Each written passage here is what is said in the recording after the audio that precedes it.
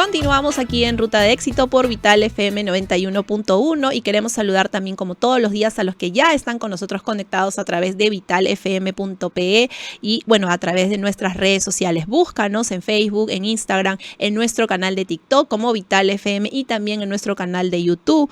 Y no te olvides de activar la campanita, ¿no? Porque esta campanita es la que te suena, te llega la notificación cuando empezamos la transmisión y así no te pierdas ni un minuto de nuestra programación, como dice la voz amiga de Vital FM. Bueno, ahora estamos listos para conversar con Alejandra Montoya. Ella es directora del área de neurodesarrollo de Cunaimana. Ella es psicopedagoga, especialista en neurodesarrollo y neurodivergencias. Y vamos a conversar acerca del TDAH. Vamos a ver sobre cómo hay estos retos en la educación, ¿no? Como las maestras, los alumnos, los padres, la familia y bueno, también los especialistas juegan un papel importante para la inclusión de estas personas en el día a día. ¿Cómo estás? Bienvenida, Alejandra.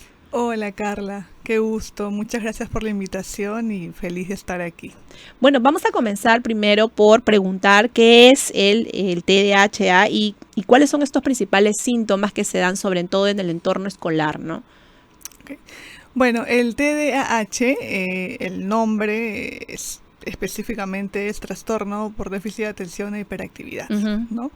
Desde el paradigma de la neurodiversidad, que es el enfoque que tenemos en mi centro, preferimos no llamarle trastorno, sino condición. Le cambiamos un poquito el nombre, porque realmente no es precisamente algo que sea, digamos, patológico, sino es una condición y es como un cerebro distinto, es como un cableado distinto. Entonces el TDAH se caracteriza por tener una atención divergente, ¿no? La atención, no es que hay un déficit de atención como tal, como el mismo nombre incluso lo dice, ya, sino que quienes somos más investigadores del TDAH desde otro paradigma y en realidad en los libros, en las investigaciones también los dice, es que el enfoque, o sea, la atención va cambiando, pero no quiere decir que no hay atención. O sea, de hecho, los niños adultos con TDAH tienen una gran capacidad de hiperenfocarse y olvidarse un poquito del mundo. Y muchas veces lo que pasa con los niños, y tú cómo puedes ver que un niño tiene TDAH, es el típico niño que tú dices, no presta atención en clase, pero qué bien se la pasa armando sus legos. Entonces, no es que no tenga atención, sino que el entorno tiene que hacer un esfuerzo bastante grande para poder captar la atención. Y es que la realidad es que estamos frente a una educación que no es tan estimulante, a veces el aprendizaje no es tan activo y es por eso que se ve muchísimo el TDAH justo en los primeros años de escolaridad. Por ejemplo, de pronto en el preescolar, como el aprendizaje tiende a ser un poco más activo, quizá no se nota tanto. Quizá todavía no es el momento de decir, puede que tenga TDAH. ¿No? Puede ser que sea un niño inquieto, como pueden haber muchos niños, ¿no? Otra característica también es el tema de la impulsividad, ¿no? Son niños que a veces no piensan tanto lo que van a decir, sino pueden decir algo que puede sonar incoherente, digamos, incluso le pueden decir que falta respeto, ¿no? Porque no hay un filtro, no tienen filtro, simplemente son impulsivos.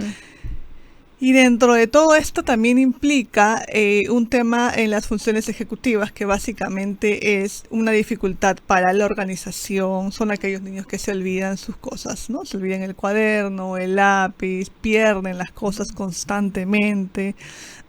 Y a la hora de hacer el trabajo, ¿no? A la hora de hacer la tarea, de pronto no pueden retener con tanta facilidad el paso a paso.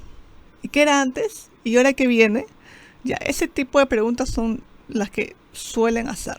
No pasa en todos los casos, es importante recordar aquí, si hay padres de familia, que si tu niño le va bien en el colegio, no quiere decir que no va a tener TDAH, porque puede pasar desapercibido. El TDAH no es no se ve de una sola forma. No es únicamente el niño inquieto que no es capaz de sentarse más de un minuto. No, también puede ser una niña que parece que está atenta y que hace un poquito la tarea, pero que también puede tener TDAH y tiene otras dificultades, ¿no? Ujú. Que podría ser, por ejemplo, el tema de la desregulación emocional, ¿no?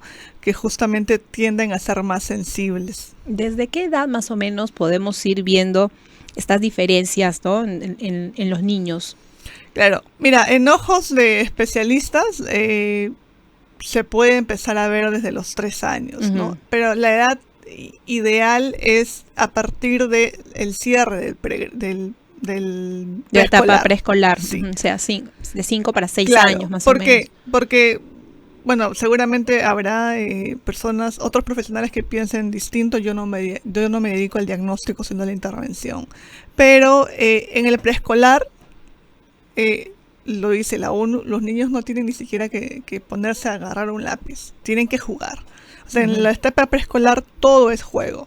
Entonces a mí no me parecería raro y yo no patologizaría que un niño no quiera sentarse. Claro, que quiera jugar todo el tiempo, No. que esté hiperactivo, que Claro. no se concentre en una hoja de repente que le dan, ¿no? Exacto. Pero eso que dices es bastante polémico, ¿no? Porque cuando los niños ingresan a primaria, uno de los requisitos para ingresar a primaria, cuando tienen, por ejemplo, en mi caso, yo tengo un pequeño que está bordeando los 6 años y va a ingresar a primaria. Entonces, muchos de los requerimientos para ingresar a primaria hablan sobre la lectura y la escritura, ¿no? Entonces, pero yo veo a mi niño y digo, pero tiene 5 años, ¿no? Entonces, o sea, tiene 5 años, es la etapa en la que está jugando, en la que, claro, empieza a mostrar cierto interés por algunas letras, algunos números, ¿no? Pero hay esta presión social, esta presión que, digamos, incluso, ¿no? Se habla que viene desde el ministerio, en el que No, los niños, no. en el que los niños deberían, se habla, por eso es muy polémico, Claro, ¿no? exacto. Se habla y que ya deben ingresar a primaria leyendo, escribiendo, ¿no? Entonces, como tú dices, no sería muy raro, pues, que a esos niños a esa edad no están interesados en esas cosas, están Exacto. interesados en el juego, en la libertad, ¿no? Sí, bueno, justamente yo como soy psicopedagoga estoy muy enterada de cómo es la currícula nacional Ujú. y la he leído, ¿no? Y trabajo en base a eso también. Y en la currícula nacional, en la parte de hasta los 5 años, tiene que involucrarse con las letras. O sea, Ujú. tiene que tener un contacto con las letras. Que no es lo mismo saber leer y escribir. Exacto. O sea, de pronto por ahí en un preescolar, tú tienes que guiarte un poquito de lo que hacen los preescolares del Estado. Y lo digo, los colegios de educación inicial del Estado son buenos. Ujú. Son buenos. Si tú ves que tiene buena infraestructura, que su salón tiene varias áreas y varios materiales, posiblemente sea mejor que cualquier privado estándar. ¿Por qué? Porque no le van a obligar a que lea y escriba. De hecho, eso es contraproducente para el desarrollo cognitivo.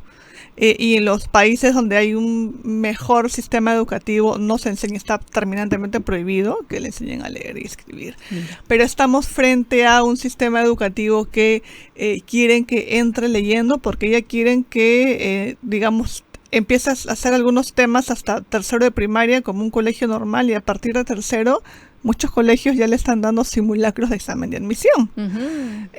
Y nuevamente es parte de todo el sistema que es muy problemático porque lamentablemente los padres de familias meten a sus hijos a estos colegios porque necesitan tener una pequeña tranquilidad de que tienen los conocimientos para postular a la universidad, que es tan difícil en este país y encontrar una vacante en una universidad nacional. Sí, hay mucha preocupación complicado. por eso, mucha presión, ¿no? Y todo viene incluso desde el preescolar. Sí, O sea, los papás ya ¿no? están pensando en eso. Cierto. No por gusto hay colegios preuniversitarios desde primaria, ¿no? Y no los y ahorita que conversamos, y no los dejamos estar en la etapa que les corresponde, ¿no? O sea, bueno, me ha pasado también como mamá que los presionamos, ¿no? Sí. Que tienes que hacer esta práctica, que te está faltando llevar bien el lápiz con los números, que te falta el abecedario, pero ¿cómo no vas a conocer la M con la A, ¿no? Entonces, como que uno como papá dice, mi hijo no está avanzando al nivel de repente de otros niños, ¿no? Pero no los dejamos ser finalmente niños y en lo que les corresponde en esa etapa, que es el juego. Y si por el juego o sea, les podemos enseñar y ellos aprenden en buena hora, pero si no, hay que dejar que también haya ese grado de madurez cerebral, Sí. ¿no? Que es importante que ellos lo hagan de etapa a etapa. Bueno, volviendo un poquito al tema del TDAH, hay también todo un reto que afrontan los docentes, ¿no? Porque si vamos a hablar de inclusión y vamos a hablar de los retos educativos, pues hablemos también de esto que afrontan los docentes en el día a día, porque ya se sabe y se conoce que a nivel de aula, a nivel de colegio, tenemos que buscar la inclusión y ya hay niños que ingresan a estas aulas, ¿no? Entonces, ¿esto está bien? ¿Debería ser trabajado de esta manera o deberíamos tener aulas especiales para estos niños? Si hablamos del caso del TDAH, en mi experiencia, un niño con TDAH no llega a ser un niño tan retador, no llega a ser tan disruptivo, si es que lo abordas desde una metodología educativa activa, ¿no? Un aprendizaje más activo, con muchos materiales, con muchas indicaciones directas, ¿no? A veces los docentes tienden a redundar un poquito, a veces las indicaciones no son claras. Por ejemplo, ¿qué significa siéntate bien? ¿Qué significa bien? ¿No? O sea, el niño puede pensar que sentarse bien es sentarse como se sienta, no sé, pues Goku, no sé. Entonces hay que dar indicaciones claras, ¿no? Claro, siéntate con la espalda recta, las piernas hacia abajo, y también claro, describirlo, ¿no? Claro, y también darle la explicación, porque ¿de qué sirve sentarse recto? Bueno, sirve porque tú tienes que poner tu brazo de una forma y tienes que generar un eje para que puedas escribir tu letra más bonita. Y a los niños cuando les explicas se entienden. Y ellos sí están interesados en hacer las cosas bien, que quede claro eso. O sea, no es que los niños con TDAH no se esfuercen, se esfuerzan. Solamente que estamos ante un entorno bastante complicado, y no lo digo por los docentes únicamente, ¿no? Sino también hay mucho ruido en Lima, los colegios son chiquitos, hay muchos factores que tienden a distraer, ¿no? Los periodos atencionales cada vez son más pequeños, más cortos, y creo que lamentablemente el docente no se le paga lo suficiente, definitivamente no se le paga lo suficiente, y muchas veces no tienen la energía mental ni los recursos para saber cómo abordar de la manera más adecuada el TDAH, y hacen lo que pueden, ¿no? Yo también me dedico a capacitar a docentes y psicólogas, y es el pan de cada día que ellos quisieran, pero no pueden. Digamos como hay un límite, están como limitadas, ¿no? Son 30 niños. Sí, eso también. Bueno, vamos a seguir conversando, tenemos que hacer una breve pausa comercial, este tema es largo además, y además alguien como Alejandra que puede hablarnos sobre temas que tengan que ver con estos retos de educación, que es importante, ¿no? Tenemos que hacer una brevísima pausa comercial, pero retornamos con más aquí en Ruta de Éxito.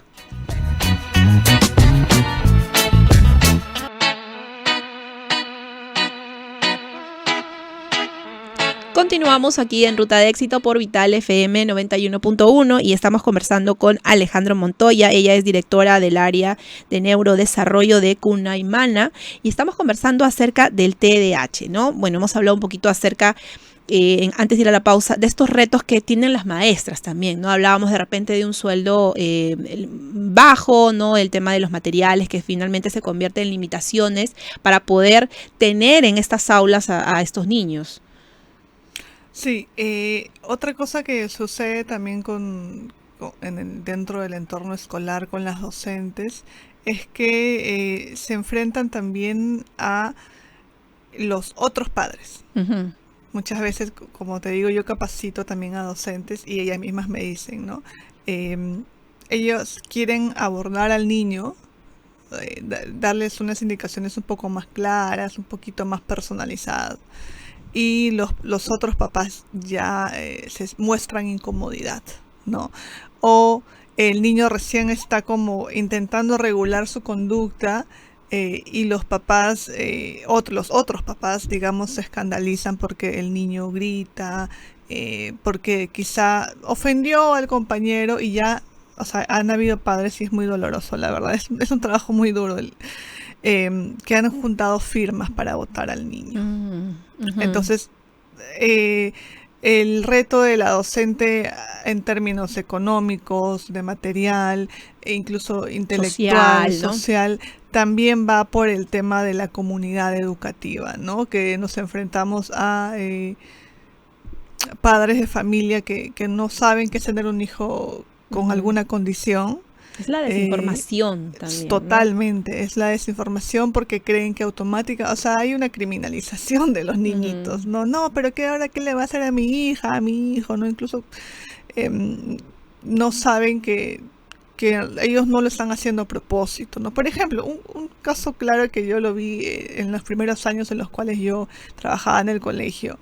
El niño con TDAH generalmente, no todos, pero hay muchos, es una realidad que tienen una dificultad para la propiocepción, que es cómo tú relacionas tu cuerpo en el espacio, ¿ok? Entonces, de pronto, si yo tengo dificultad de propiocepción, de pronto ahorita me levanto y puedo rozar el micrófono. Pero no lo he hecho a propósito. Tú no podrías pensar que yo te estoy haciendo una falta de respeto o que te estoy diciendo, no me importa tu micrófono, ¿no? Pero un niño sí, ¿no? Entonces, una vez el niño estaba, mis manitos, ¿no? Estaban como a punto de cruzarse y en el cruce se roza con el otro niño porque él no identifica su cuerpo en el espacio de la manera correcta. Entonces el niño o la niña automáticamente piensa que me empujó, me quiere pegar, me tiene cólera, me está haciendo bullying. Y eso se lo traslada al papá y los papás pues se escandalizan y ya creen que el niño que ni siquiera se dio cuenta de lo que hizo es un niño demasiado problemático. Entonces también hay tanta desinformación alrededor de eso que viene también de esta idea de que sale un poquito de que el pobre es pobre porque quiere, porque a los niños con TDAH le dicen, no, lo que pasa es que tú no te esfuerzas. O sea, tú tienes que comportarte bien, tú podrías ser un niño bueno, pero no te esfuerzas lo suficiente. Y sí se esfuerzan muchísimo, por eso son niños que tienden de pronto, cuando llegan a su casa o después de unas horas, duermen profundamente porque están cansados, ¿no? Porque están todo el tiempo pensando, lo hice bien, lo hice mal. Son niños que se sienten muy culpables, ¿no? ¿Cuántas veces he escuchado? Y es muy común en la población neurodivergente, no solamente TDAH, sino autistas, que todo el tiempo te piden perdón. Ay, perdón. 5,000 veces. Y cuando vienen a mi consultorio, le digo, a mí no me pidas perdón. Si haces algo, dame una disculpa, yo no me voy a molestar. Porque hay mucho esto de que mucha desinformación. Y luego cuando crecen también hay un problema de aceptación y de seguridad, ¿no? De ir pensando que la gente te culpe por esto o por lo otro, ¿no? O te tilde por ser de repente en ciertos aspectos distintos, ¿no? Claro. Por tener de repente una energía diferente, una forma de percibir el mundo de una manera distinta. Bueno, has tocado también el tema de los papás, ¿no? Porque es un rol importante, ¿no? El tema de la detección a tiempo, de que puedan llevarlo a un especialista, ¿no? Y que también los otros papás podamos practicar un poco la empatía, ¿no? O sea, informarnos finalmente y practicar un poco la empatía con estos papás y con estos niños que pueden convivir con otros niños de manera normal, como tú lo acabas ahorita de confirmar, ¿no? Entonces, el papel del papá, el rol del papá es importante tanto para el niño que tiene esta condición como para los niños que lo acompañan. Es importantísimo. Así es. Los padres de familia, la verdad es que hay casos y casos, ¿no? Hay familias que de pronto lo aceptan pronto y hay familias cuyo proceso es mucho más largo. Yo no me siento en la capacidad de juzgar a ningún padre, sino sí de decirles que mientras más rápido lo acepten, es mejor. Y mientras menos lo acepten, es mucho más perjudicial. Porque el proceso de aceptación es mucho más allá de aceptar, porque aceptar la condición de tu hijo no solamente implica, sí tiene TDAH, no, sino es primero saber sobre el TDAH, saber cuáles son las características que se cumplen en tu hijo, porque es como un espectro, no es que va a ser como todos los niños de TDAH son iguales, no. Saber cuáles son los retos y entender cómo se da el TDAH en tu hijo y aceptar esa diferencia. Porque muchas veces dicen, sí, tiene TDAH, pero constantemente le están diciendo, oye, pero es que tú no te esfuerzas, tú no das lo suficiente. O esconden al niño, ¿no? O sea, tratan de que el niño... me ha pasado, ¿no? Vamos a juntarnos todos en el parque. No, es que justo no puedo. Otro día. Vamos a juntarnos en la fiesta. No, es que justo no puedo. Entonces hay como que este miedo de comportar del niño a nivel social y como que lo escondes, ¿no? Lo retraes en casa porque justamente tienes miedo, no sé, que de repente empuje a otro niño, que tenga una energía desbordante, que de repente haga preguntas, ¿no? Es que como tú dices, no tienen filtro. Entonces, una cosa es que lo haga en tu casa y otra cosa es que lo haga a nivel social. Entonces, y retraen a esos niños y los esconden. Entonces, como tú dices, hay que aceptar la condición y vivir con eso y ayudar a nuestros hijos a que puedan sobrellevarlo y llevarlo también diariamente, porque conversábamos antes en la pausa que esta es una condición que acompaña a las personas de por vida. Sí, el TDAH es una condición del neurodesarrollo, es una condición de por vida como todas las condiciones del neurodesarrollo, al igual que el autismo. O bueno, en el mundo se conoce como TEA al autismo, porque es una condición, lo menciono porque es una condición muy común que se comparta con el TDAH, o sea que coexiste con el TDAH, ¿no? Las condiciones del neurodesarrollo están de por vida. Un niño con TDAH se le tiene que, o sea, los papás tienen que intervenir, los papás tienen que aceptar prontamente, porque un niño con TDAH, los retos que puede tener de adolescente y adulto pueden ser muy complicados de acuerdo a su entorno, ¿no? Hay algunos prejuicios del TDAH que dicen, ay, es cierto que los TDAH se pueden volver criminales. No necesariamente. ¿De qué depende del entorno? Si tú estás en un entorno donde es muy cercano el tema de la criminalidad, posiblemente tenga como un poquito más de chance, ¿no? ¿Por qué? Por el tema de la impulsividad, pero la familia, ahí es cuando juega un rol importante, no solamente cuando es niño, sino también cuando es adolescente, cuando entra a la universidad, porque muchas veces en la sociedad nos olvidamos que el TDAH, el autismo, sigue hasta de adultos, ¿no? Y hay muchas personas que invalidan el diagnóstico de los adultos, ¿no? Con TDAH, por ejemplo. No, ¿tú cómo vas a tener TDAH si tú trabajas? O tú estás sentado en una oficina. Tú no sabes si por abajo está moviendo las piernas y está pensando en mil cosas. Que está pasando por su cabeza. Claro. Y son personas, de adultos, son personas que se dedican a cosas muy variadas, que hacen 2, 3 cosas, que necesitan mucha estimulación para concentrarse. Son personas que pueden llegar a ser personas muy exitosas. Y es importante que los padres enseñen a sus hijos neurotípicos a convivir con la diversidad de personas que pueden haber en el aula, porque tú no sabes si ese niño con TDAH de repente más adelante es tu compañero de trabajo, es tu jefe, tu socio, ¿no? Tu socio o tu cliente, ¿no? Claro. Tienes que saber cómo tratar y cómo respetar y validar cómo se sienten y cómo procesan ellos la información. Hay que practicar también con los hijos la empatía, ¿no? Alejandra, por favor, ha sido un placer conocerte, además una charla muy interesante. Vamos a comentarle a la gente un poquito sobre Kunaimana rápidamente y cómo hacen para llegar a ustedes. Bueno, tenemos, ahorita tenemos la asesoría psicopedagógica especializada en TDAH, autismo, dislexia, discalculia, ¿no? Tenemos el servicio de terapia de atención, terapia de aprendizaje. En este verano hemos abierto talleres de lectoescritura, de matemática para la vida, todo enfocado en niños con TDAH, en niños autistas, dislexia, discalculia, o que tengan la presunción diagnóstica, ¿no? Somos un equipo que trabaja desde el respeto a la diversidad. De hecho, Kunaimana significa diversidad en Aymara. Pásame el celular. Sí. Por aquí, por favor. Y dentro de los talleres que estamos teniendo, quería compartirles el número rápidamente, sino que sí, por favor. Como no es mi número personal. Kunaimana además está en Aymara, ¿no? Y significa diversidad. Diversidad en quechua, ¿no? Estamos en Instagram como Centro Kunaimana, en Instagram como Kunaimana Edu, y el número es 917-181-307. Y las redes es Kunaimana Edu en Instagram, ¿no? Y el número nuevamente 917-181-307.